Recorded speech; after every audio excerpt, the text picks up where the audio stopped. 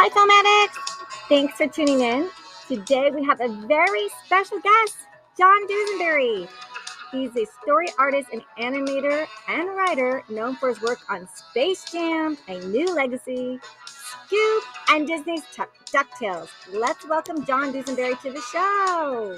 Hey, thanks for having me. It's great to be here. You're welcome. Had some little jam and music there. Always good. Little Twin Peaks vibes. I love it. Yeah, we had a nice scalding hot Labor Day's weekend here in LA. Yes, it was brutal. 115 where I was. It's tough. Oh my gosh. So I'm assuming you're more in the valley? Well, I had to go into the valley. I had to go into Burbank for an appointment. We're usually here in Los Feliz. It was slightly. It was only 106, so much cooler. Like our 106 is cooler than 115. Yeah, like, oh my gosh. Oh my. Fine. So wow, it's really hot for us Californians, and especially I don't have air conditioning. Ooh, I'm so sorry to hear that. And I have a woolly husky, so we have just been eating ice popsicles a lot. Beautiful. Yeah, I have a husky. He just finds the coldest spot in the house and lies on the floor. You have a husky too? What's his name? Yeah, Caspian. Caspian, I love it. Caspian, yeah. Yeah. He's a good dog. Yeah, I have a girl. Her name's Thursday. He's a boy. We should get him to meet up. Oh, go to the dog park. Yeah, absolutely. So, John, did you grow up in Los Angeles? I did. I grew up in Manhattan Beach. My dad moved over from the other Manhattan when he was in his 20s, 30s. And yeah, they all moved here. I met my mom here. I grew up down in the South Bay. It was a fun experience, growing up a few blocks from the beach. Oh, now that is awesome. So wait, your dad's from Manhattan, New York. So he's from Manhattan, New York. He was born in Manhattan, raised on Long Island. Wow. And he said, okay, I'm going to come to California. Might as well just move to Manhattan Beach. It makes sense. Yeah. I think his younger brother moved out, and then his older sister moved out. I forget in which order. And then he quickly followed. Now we're all here. Now we're all Californians, but with New York blood. California dreaming. Do you bike on the beach or skateboard and do all that fun stuff? Oh yeah, down on the Strand. I remember growing up riding my bike from Manhattan Beach to Venice and back. Skateboarding, surfing, the whole lot. Oh wow, that's awesome. So, did you have a favorite movie growing up as a kid? I did, and I would be lying if I didn't say it was Back to the Future, which isn't the most prestigious film, but it is, I would say, arguably one of the greatest films ever made. Yeah, especially since you were a skateboarder. What did you think of that flying skateboard? Right? Yeah, those skateboarding scenes and hanging out the back of police cars, that was always a dream. And I'm sure I attempted that in my youth. Yeah, that was just so magical. You're like, that's so fun, and of course the quirky scientists. And it was great. It's such a great film. Yeah, I remember when Universal had the Back to the Future ride. It was really fun. Oh, I was there. Yeah, once a month, I think. I used to ask my parents to take me, and my mom took me and introduced me to the whole backlot tour. You got to see the clock tower, and they had the ride, and it was literally felt like you were living in the movies. They had the ET ride there too. Also a great movie. Oh, wow. I never been to the ET ride. It was great. And there was an animatronic ET on the ride, and he would talk to you at the end. And so at the beginning of the ride, you put your name in. And at the end, he would say, goodbye, John, David, right? And so, but we would think of the most ridiculous names just to try to trip him up or to see if he would actually say it. So we would, goodbye, Mustafa. And to see how far we could push it. If it was too far, he'd just goodbye, friend. And then if it was me and my friends, you'd have 5 or 6 of those in a row. Goodbye, friend. Goodbye, friend. Goodbye, that is funny, friend. Mustafa. You were making these really complicated names, and this ET got outsmarted you. Goodbye, friend. Right? Yeah, exactly. Yeah. He kept it on a positive note. Yeah. Should have known. Oh, that's sweet. That's really sweet. Yeah, that's fun. Yeah, and so I'm gonna ask you: did you go with your dad or your brothers, or what? Did you go to movie theaters back then? Right? Oh yeah, of course. Yeah, we went all the time. My dad would always take us to the movies. In Manhattan Beach, it was great. We had these little small theaters. We had a $3 theater we would go to. I remember seeing Jurassic Park in the $3 theater. Nice. It was amazing, and it scared my brother so much he jumped up out of his seat and ran out of the theater. What? Oh my god! It was right when the big T-Rex comes out, and it was just the perfect. I wish that the whole cast could have seen it because they did their job well. They scared him, yeah. I just did a dinosaur story for my kids' podcast. Oh, cool. Yeah, it's called My Pet Dinosaur Blimpie, and Fun. it was the first time that I used sound effects for because like the kids normally get like music and my fake French, my fake English Oh, accent, yeah. and my high and low, and um. And so I had dinosaur sound effects, and I think like I just was like just kept pressing the button like, and it'd be like roar, roar, roar. And I was like I go, and I asked my friend with the kids, I go, I think I put a lot of that roar in there because I was obsessive and I just Yeah. couldn't stop punching the button because it sounded so good. She goes, Well, the kids will oh, love it. yeah, that's Yeah. what she said. She said, don't worry, the kids will love that stuff. So I'm like, I hope they Yeah. like it, you know. It's certainly my case. They have those little books with the little sound icons you can press, and I think one of them is a dinosaur book. And they just that's all they do. They don't read the pages. They just push those buttons to hear the Oh, roar, the pterodactyl, the T Rex.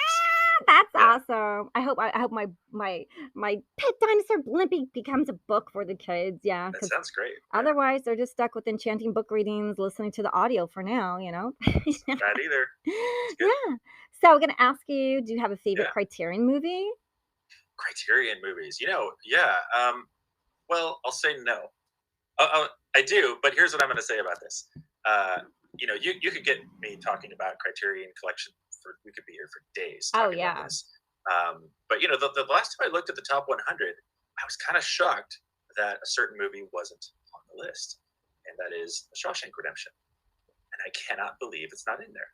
I mean, it has all the pieces.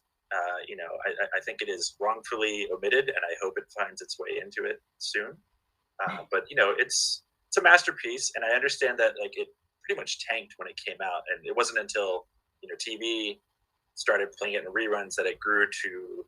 I think it grew beyond a cult classic. I mean, everybody knows that movie now, and it's one of those films that whenever it's on, no matter what is happening, you're going to sit down on the couch and watch it to completion until Red gives that little speech about hope that brings you to tears at the end.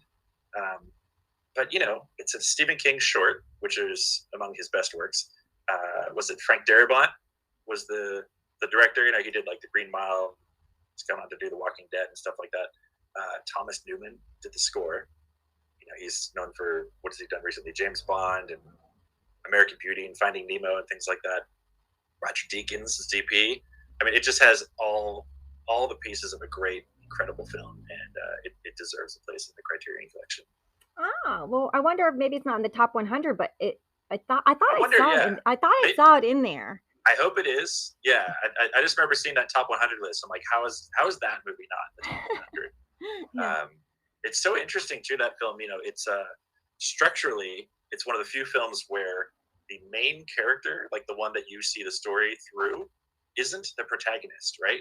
Like you see the story through the Morgan Freeman character, through Red, but the protagonist, the one who's actually going after the goal of escaping prison, is Andy. So you have this split perspective where you have Andy taking the objective stuff. We only learn what Andy does when Red learns it, and it's such an interesting story structure. And it just has everything. It's got the whole range of emotions. It's mostly a drama, but there's tons of comedy in there, hope. It's a prison film, but somehow it's one of the most inspiring films. It's just such an anomaly. I think, next to Back to the Future, that might be my second favorite film. Yeah, and speaking of, because you're a story editor for Warner Brothers, so it means you are like one of the head people that they go to. Like you're like the showrunner of animation, right? Kind of. So yeah, my last gig, I was the head of story on it was a Scooby-Doo movie. Actually, you might have seen in the news the one that got shelved. Oh. Yeah, and the real tragedy there is that it's complete. Like the film is finished. What? It's kind of unprecedented how they shelved that. From what I understand, it has to do with like tax write-offs, and I don't know legally if it'll eventually be able to be shown, but it's finished. We're done. Wow. But yeah, to answer your first question, I was the head of story on that. Prior to that, I was a storyboard artist, and so both of those positions, you're a bit of a writer, you're a bit of a director, like a mini director. You kind of lay the groundwork of the whole pipeline of what's going to come next. Yeah, so that answers that. Yeah.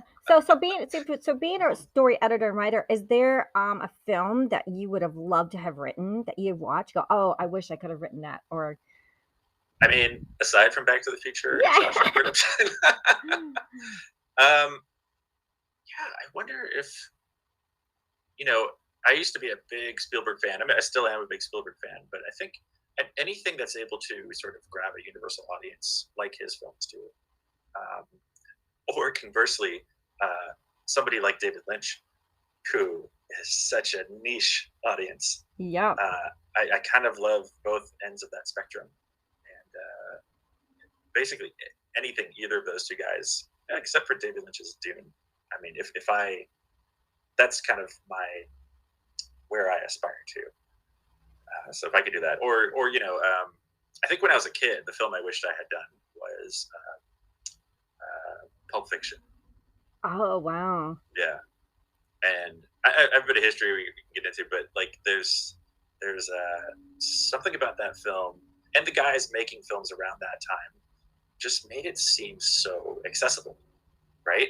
You had Quentin Tarantino, you had Kevin Smith, you had Robert Rodriguez, and there were these kind of like nobody guys who worked at video shops that made it big. And so, prior to that, it was like, well, you have to know somebody to get into the film industry, or you have to get super lucky, which they did. But to really have multiple cases where people who are essentially me were able to go on and create films that shook the industry. I think those are the types of films I wish I could make. And right now, I'm definitely feeling the urge, after having been in this industry for, almost 2 decades, to shake things up. And I hope I get the opportunity to do so. Yeah.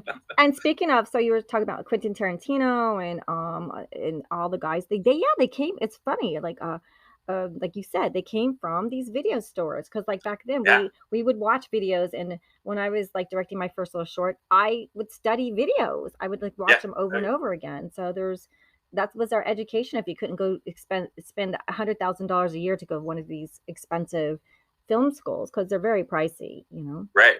And I know he talks about getting the job at the video store. I've seen a couple interviews where he mentions like, wow, it must have been such a great learning experience for you to work at these video stores. And he's like, yes and no. He's like, yes, I was there and I was just watching films and making my own films.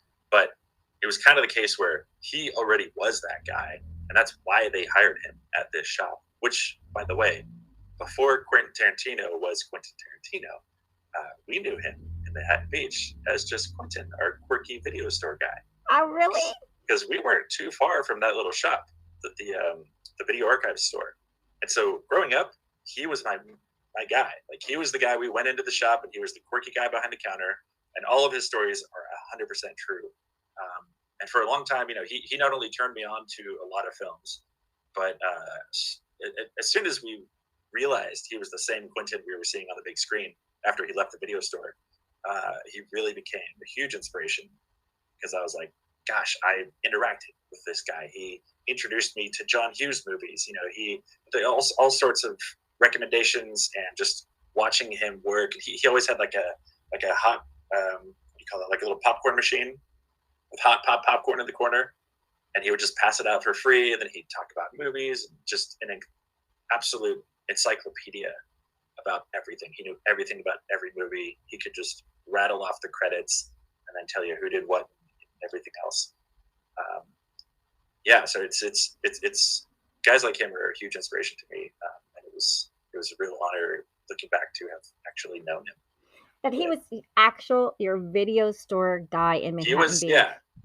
We had a handful of guys in Manhattan Beach. We had like Marty, who worked at the gas station, this guy Johnny, who worked at the McDonald's, and then Quentin, who worked at the video store. He was just this quirky guy. I think it was Quentin and Roger, right? And that was how we knew them. And then one day Quentin's not working there anymore, and we wonder what happened. And then they closed the shop. I'm like, oh, that's too bad. We're gonna have to go to Hollywood Video or Blockbuster, one of these big chains, and it's just not the same experience. And then we started seeing his name in lights, and we were like, Quentin Tarantino, I wonder if that's the same guy. And they actually opened up a branch again in Hermosa Beach. They moved from Manhattan to Hermosa, I think just after Reservoir Dogs.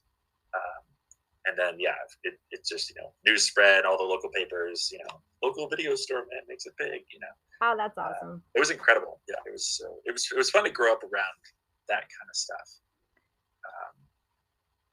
And then it's fun to watch movies and get recommendations. That's why we love talking about like Criterion films or our favorite film growing up. You're like, oh yeah, like it just brings all these great memories back. And you're like, did I watch it with my dad or my mom or my sisters? And who spilled all the popcorn and like who ate all the milk duds? Yeah, it was great. Yeah, and my dad would take me to movies mostly. We would go to this small little theater, the Manhattan Village Mall.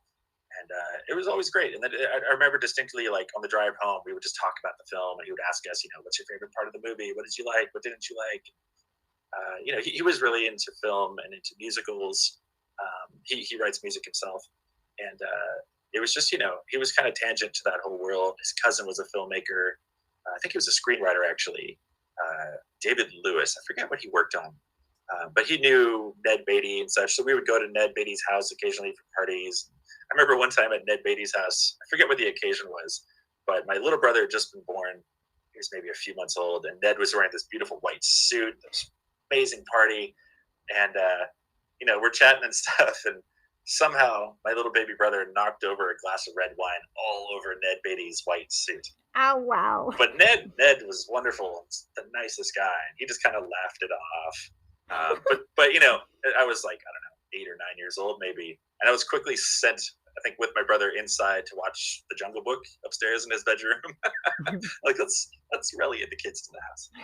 Yeah, I now have this tie-dyed red jumpsuit. Wow, that's nice. Some people could get mad, so that's good.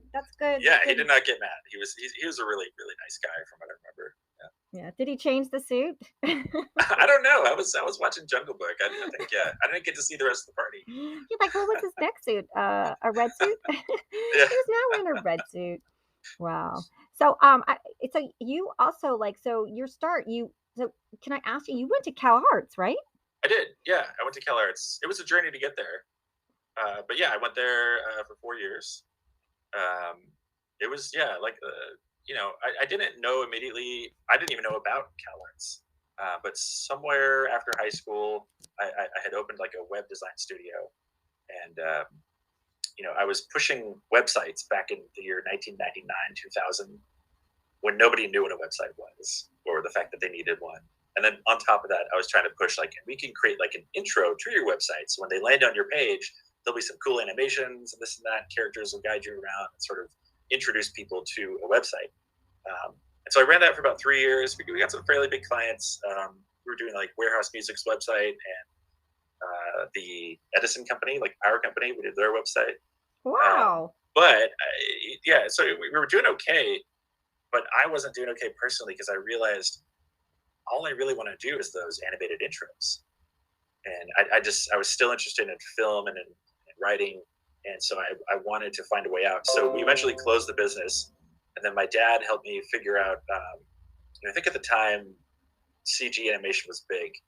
And like the third Pixar film had come out.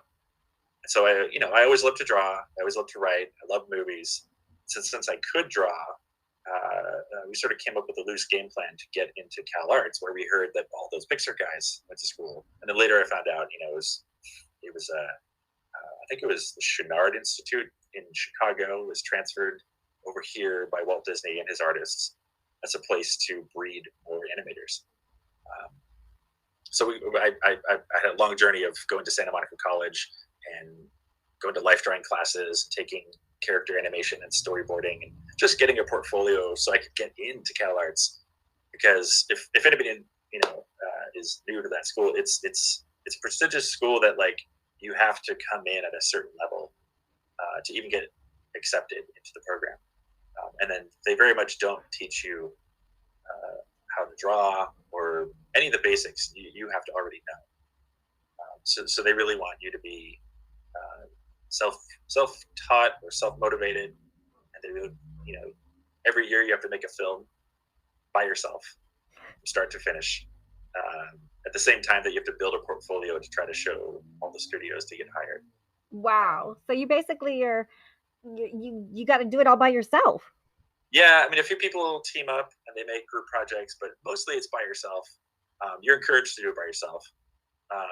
and it's a great learning experience to make a film from start to finish by yourself.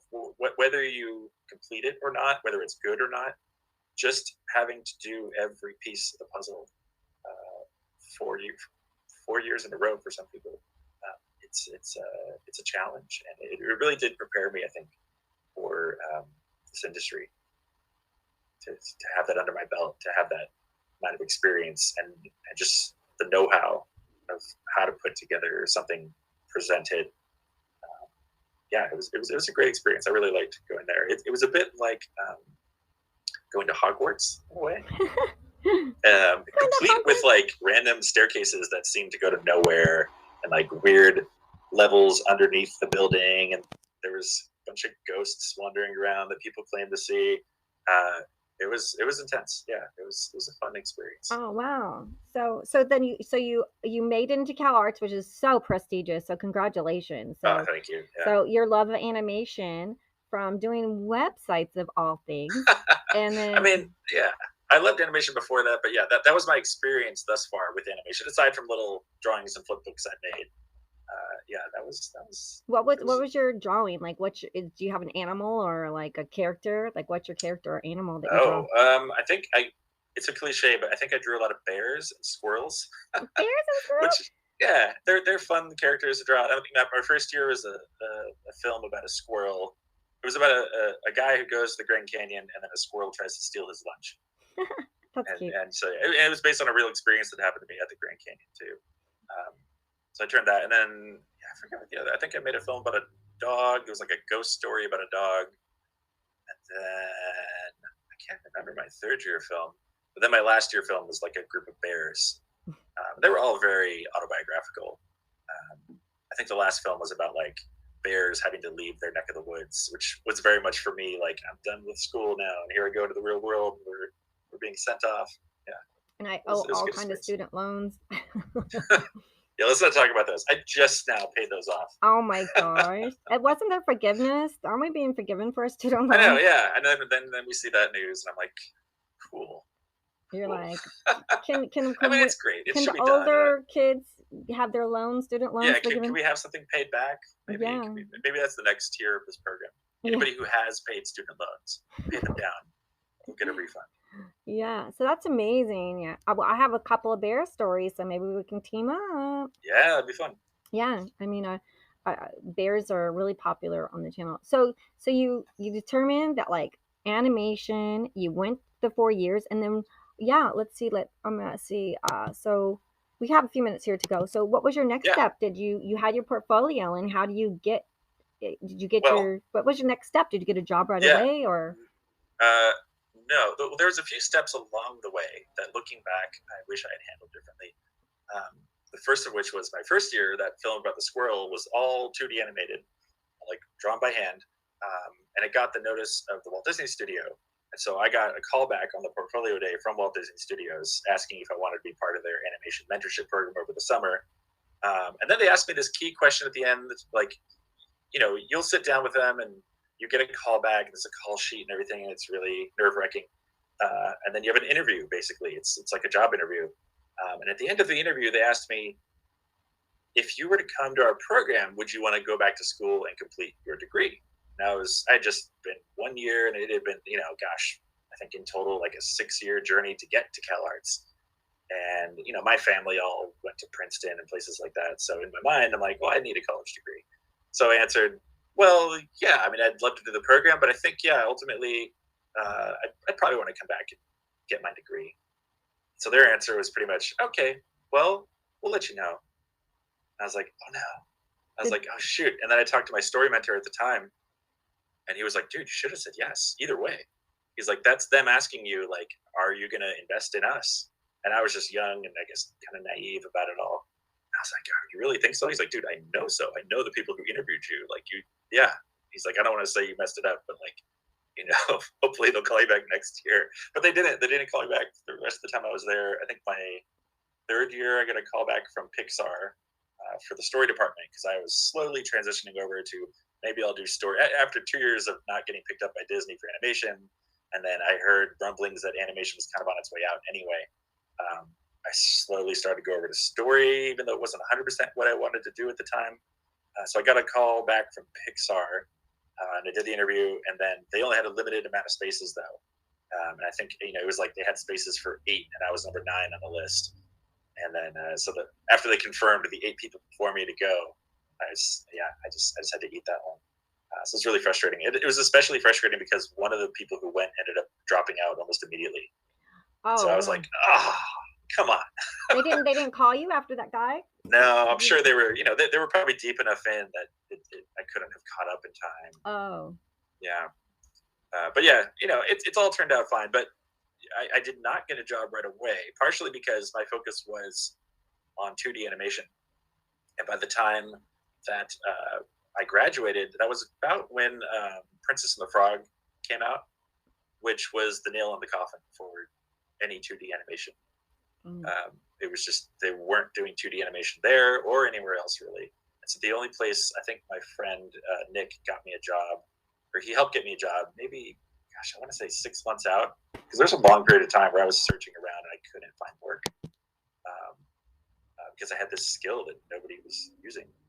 And so I eventually got a spot at this little boutique shop doing it was kind of 2D animation using Flash.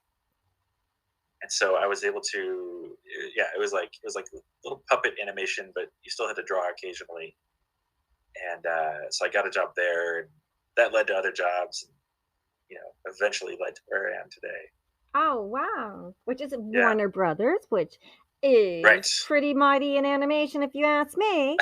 It's a lovely studio. Scooby, all those guys. Scooby, Holiday Hunt. I guess we're just gonna have to read the stories or watch the cartoons, right? Yeah. Hopefully something. I don't know. Maybe something will get leaked, and then because if they leak it for free and somebody downloads a torrent, spreads it around, technically they didn't release it. So. Well, we're like, Scooby Doo, where are you? Exactly. Everyone's gonna be like, Scooby Doo, where are you? That's gonna be the new chant to Warner. Yeah. There's a few. I think it's a few petitions out to try to save it, try to get it to see the light of day.